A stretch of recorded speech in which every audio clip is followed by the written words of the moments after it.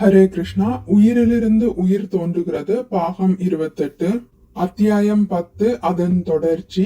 உரையாடலின் தலைப்பு நாம் நமது சரீரம் அல்ல.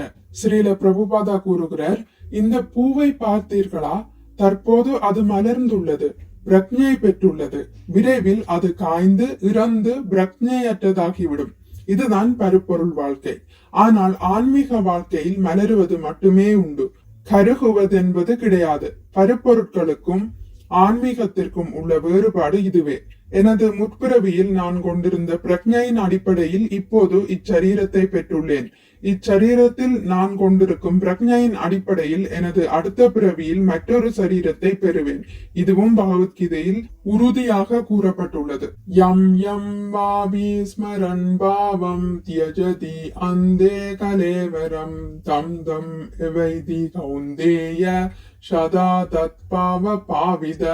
ஒருவன் சரீரத்தை விட்டு அகலும் போது எப்பிரக்ஞையில் இருக்கிறானோ அப்பிரக்ஞையை அவன் தவறாமல் அடைகிறான். பகவத்கீதை 8.6. டாக்டர் சிங் கேட்கிறார், இச்சரீரத்தில் நான் மேற்கொள்ளும் பிரக்ஞையை பொறுத்து அடுத்த உடல் அமைகிறது என்றால் எனது முற்பிறவியின் விவரங்கள் ஏன் நினைவில் இல்லை?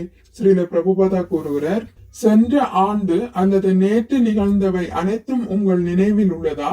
டாக்டர் சிங் கூறுகிறார், அவற்றில் சில நினைவில் உள்ளன. ஸ்ரீல பிரபுபாதா கூறுகிறார், ஒருவரை விட மற்றொருவருக்கு மறதி அதிகமாக இருக்கலாம், ஆனால் மறதி என்பது அனைவருக்கும் உண்டு. டாக்டர் சிங் கேட்கிறார், அது பருப்பொருள் இயற்கையின் இயல்பா? ஸ்ரீல பிரபுபாதா கூறுகிறார், ஆம், அது திருடுவதை போன்றது. சிறியதாக திருடினாலும் சரி, பெரியதாக திருடினாலும் சரி, திருடன் திருடனே. டாக்டர் சிங் மேலும் கேட்கிறார், நாம் கனவு காணும் போது நுண்ணிய தன்மைகளின் வசப்படுகிறோமா? ஸ்ரீல பிரபுபாதா இதற்கு பதிலளிக்கிறார், நீங்கள் இயற்கையின் வசப்படுகிறீர்கள். பகவத்கீதையில் 3.27 கிருஷ்ணர் கூறுகிறார், பிரகிருதே கிரியமானானி குணை கர்மாணி சர்வஷ அகங்கார விமூடாத்மா கர்த்தாஹம் இதி மன்யதே. பருப்பொருள் இயற்கையின் முக்குணங்களுக்கு உட்பட்ட ஆத்மா இயற்கையால் நடைபெறும் செயல்களை தானே செய்வதற்காக தவறாக நினைக்கிறது. பருப்பொருள் இயற்கையின் பிடியில் உள்ளதால் நாம் நமது இயற்கை தன்மையை மறந்து விடுகிறோம். ஆன்மீக வாழ்க்கையின் முதல் பாடம் நாம் இந்த சரீரம் அல்ல, நித்தியமான ஆத்மா என்பதே. மழலை பருவத்திலிருந்து நீங்கள் இப்போது இளமை பருவத்தை அடைந்துள்ளீர்கள். உங்களது மழலை பருவத்து சரீரம் இப்போது எங்கே போயிற்று? அந்த சரீரம் இப்போது இல்லை, ஆனால் நீங்கள் இன்றும் இருக்கிறீர்கள். ஏனெனில் நீங்கள் நித்தியமான ஆத்மா. சூழ்நிலைக்கேற்ப சரீரம் மாறுகிறது, ஆனால் நீங்கள் மாறவில்லை. இதுவே நித்தியத்துவத்திற்கான பரிமாணம். நேற்றும் இன்றும் நீங்கள் செய்த காரியங்களில் சிலவற்றையே நினைவில் வைத்திருக்கிறீர்கள், மற்றவற்றை மறந்து விடுகிறீர்கள். உங்களது இன்றைய உடல் நேற்றைய உடலிலிருந்து மாறுபட்டுள்ளது என்பதை ஒப்புக்கொள்கிறீர்களா?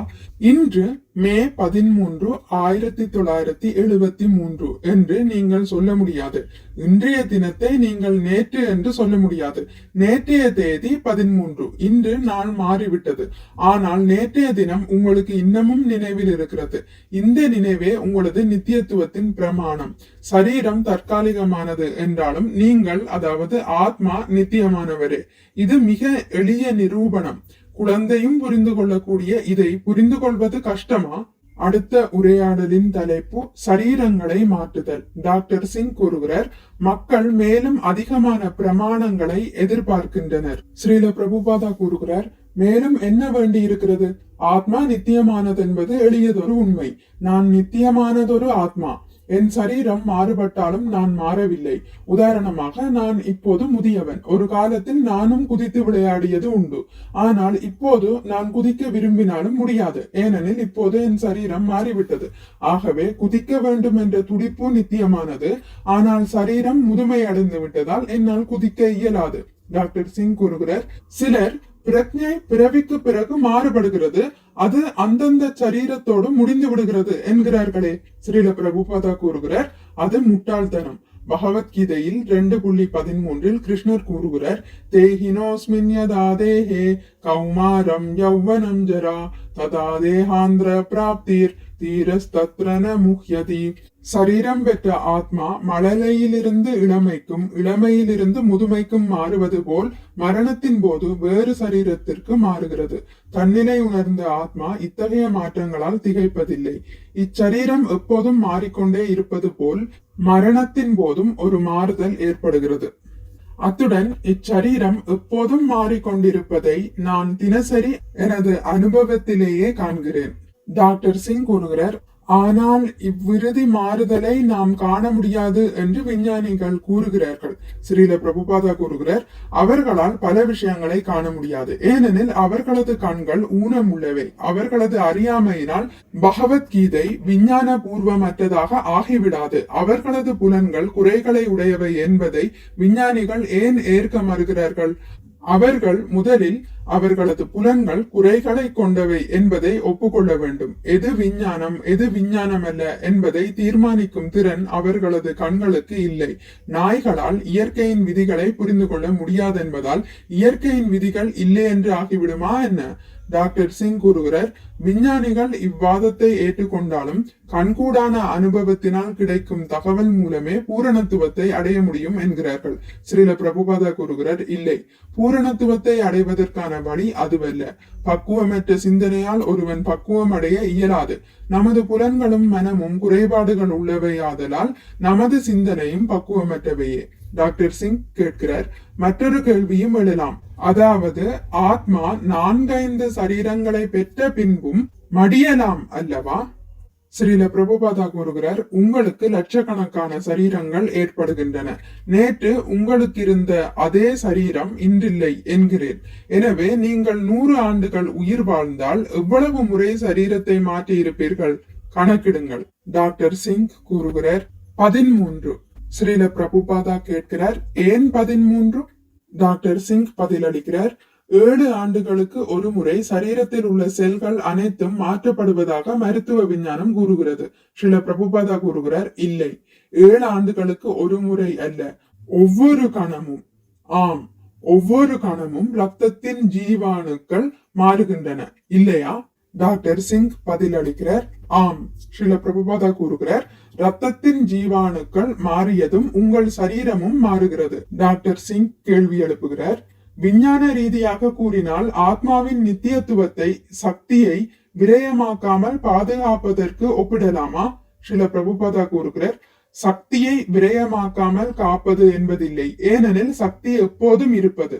டாக்டர் சிங் கூறுகிறார், ஆனால் நவீன விஞ்ஞானத்தின்படி சக்தி காத்தல் எனும் விதிப்படி சக்தியை உண்டாக்கவோ அழிக்கவோ முடியாது. அதாவது சக்தி நித்தியமானது என்று கூறுகிறார்கள் என நினைக்கின்றேன்.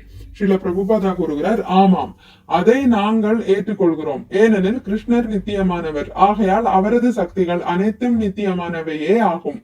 டாக்டர் சிங் கேள்வி எழுப்புகிறார், ஜீவராசியும் நித்தியமானவன் என்பதற்கு அதுதான் காரணமா? ஸ்ரீல பிரபுபாதா கூறுகிறார், ஆம். சூரியன் நித்தியமானவன் என்றால் அதன் சக்திகளான வெப்பமும் வெளிச்சமும் நித்தியமானவையே. டாக்டர் சிங் கேள்வி கேட்கிறார், அப்படியானால் உயிர் உண்டாக்கப்படுவதோ அழிக்கப்படுவதோ இல்லையா? ஸ்ரீல பிரபுபாதா கூறுகிறார், ஆம், உயிர் நித்தியமானது. அது படைக்கப்படுவதோ அழிக்கப்படுவதோ இல்லை. அது சரீரத்தால் தற்காலிகமாக மூடப்பட்டுள்ளது. நான் நித்தியமானவன். ஆனால் இரவு நான் தூக்கத்தில் மூழ்கி இருந்தால் நேற்று இன்று என்று நாட்களின் அடிப்படையில் நினைக்கிறேன். இதுவே பருப்பொருள் உலகின் நிலையாகும். ஹரே கிருஷ்ணா. இத்துடன் முடித்துக் கொள்கிறேன். இனி அடுத்த பதிவில் இதன் தொடர்ச்சியான அனைத்தும் ஆன்மீகமே என்பதை பற்றி வாசிக்கலாம். மிக்க நன்றி. ஹரே கிருஷ்ணா. உங்களுக்கு இந்த வீடியோ பிடித்திருந்தால் லைக் பண்ணுங்கள், ஷேர் பண்ணுங்கள், சப்ஸ்கிரைப் பண்ணுங்கள். நோட்டிபிகேஷன் பெல்லை அழுத்துவதன் மூலம் அடுத்த பதிவுகள் உங்களை வந்தடையும். பகவான் ஸ்ரீ கிருஷ்ணரை பற்றி கேட்டு மகிழ்வோம். ஹரே கிருஷ்ணா.